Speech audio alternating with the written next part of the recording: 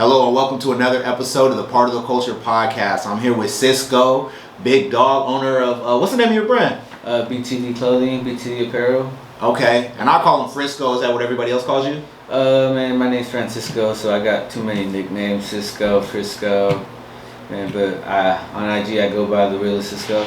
Okay, I'm gonna call you the real Cisco. I always call him Frisco, but I might switch it up to Cisco. So I brought him here for a few reasons. Reason number one is we're doing a pop-up this Saturday, February 6th from 12 to sun goes down, and he's going to be one of the vendors there. And I've printed some stuff for him, and I just love dope brands, his everything he's wearing right now. I'm going to be doing some B-roll throughout the video. I love it. How long you been in the clothing business? Well, I dropped the BTD official shirt was like 2013. Oh, damn. Yeah, and that was after high school, senior year is when I started pushing it. But it's been a long journey and bumpy rides here and there. But I've been trying to just keep grinding. What's some of the kind of give us a timeline? So before you even dropped it, how was the brand birth? I used to do a lot of graffiti, hang out with a lot of people who do graffiti, a lot of dope artists. And, I kind of got into the whole wanting to start a brand and the name first was Behind the Destruction. Okay. That's kind of what the original name of the brand. Then I kind of switched it to BTD because, I drop a lot of different designs, Brothers Till Death, Behind Destruction. We did a Blowing Trees Daily. It's kind of like a little lifestyle. That's a real graffiti thing. Is different acronyms. Like, yeah. What's the big one out here is Dub KT. Oh, you know what I mean? And so there's like 1,000 meanings for Dub KT.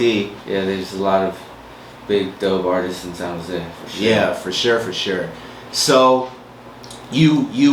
So a lot of people want to start a brand. A lot of people say, "Hey, I want to start a brand." What made you initially take money out of your own pocket and start that first drop? Well, just kind of like me wanting to kind of brand myself as graphic designer. That's what I kind of went to school for in the beginning. Yeah. So I did graphic design and did a little bit of photography, and then I got a little bit into photography, but just kind of the main reason for the brand was because I wanted to just start something and just represent San Jose and put on for the city. Cool. So take me through a timeline. So you start the brand 2013. You do your drop. How'd your first drop go?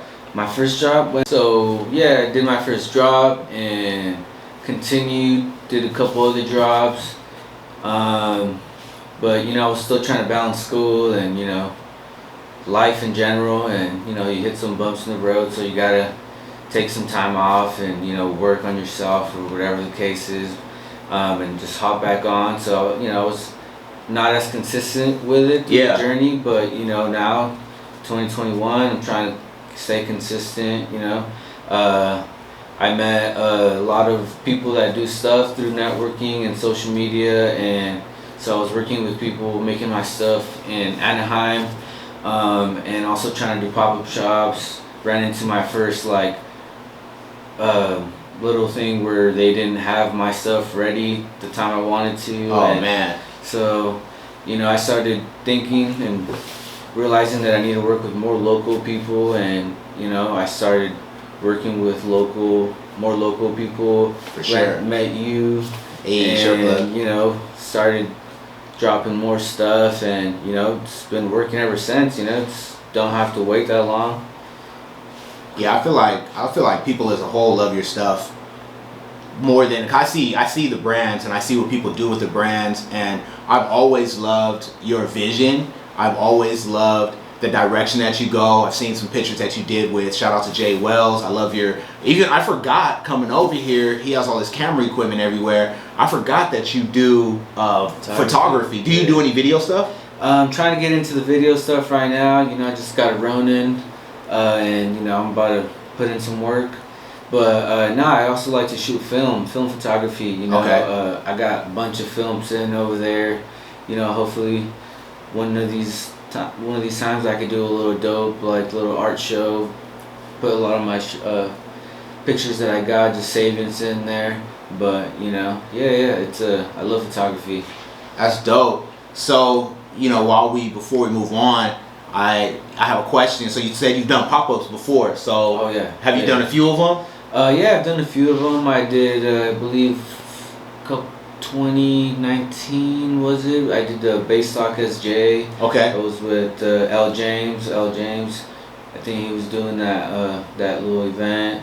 And then just in the past two, I did a couple of South Bay expos with I think DJ Ken was in charge of those. That's dope. Yeah. How did those go? I'm more curious because we're doing our pop-up, but it's like I don't got a big team. It's just me, my brother, and some of my homies that support. But for the most part, like I'm the one investing the time, the money, and making the vision happen. But I see other brands like they got a lot of more like teams on them, but I'm still trying to make it work, and it's a journey. Yeah. Do they, when you go to the pop-ups, do people support and do people like the brand and direction? There's a lot of love from San Jose because I do a lot of like the 408s. I do a lot of like just the sharp colors in the past with other designs, and but no, there's a lot of love in San Jose, and now with the website too, I'm getting people buying in Oregon, wow, Oakland, Modesto, Texas. That's crazy. Yeah, man, it's big. It's good to have a website, so definitely a game changer. So the next thing I want to ask, before we started, I told them the one thing I like to do is to add value. So this will be the value part of it.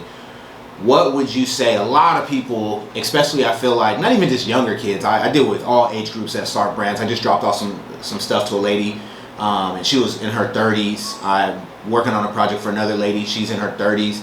I'm 35. I still rock clothing and heavy in the clothing industry. But what advice would you give to somebody getting into the game, as far as what's some success principles that you would recommend? That could separate yourself or lead to sales or lead to a good brand that has longevity? Man, definitely take your time. Don't rush the process. Marketing. Take dope pictures. If you're not good at taking dope pictures, like there's a lot of photographers out there, man, that willing to do free shoots. Shoot them a shirt. For helping you out with the shots. But I think definitely just networking is also big. Yeah. But definitely just taking your time with it and not just rushing, because sometimes like I caught myself just getting the beanies, getting the shirts, and just right away like posting it on Snapchat, and then everybody wants to get them right away, and I feel like I don't really have like an actual drop. What I'm saying? I think like when you do drops, it's just a lot better, and So my advice to people is invest in your education. Start with YouTube University, and I say that to say that I bought a course and it talked about how cats do $1 million drops. And so what does a drop look like? For me, like the pop-up shop, we have a date I have a book. I haven't even really, I did a pre-sale for my book. You can actually buy my book. It's on Partoftheculture.art. But I'm doing the pop-up because 1, 2 people, you might get some trinkles here and there. But if you do a drop, like a specific date, a specific time, then you build more of a frenzy to people.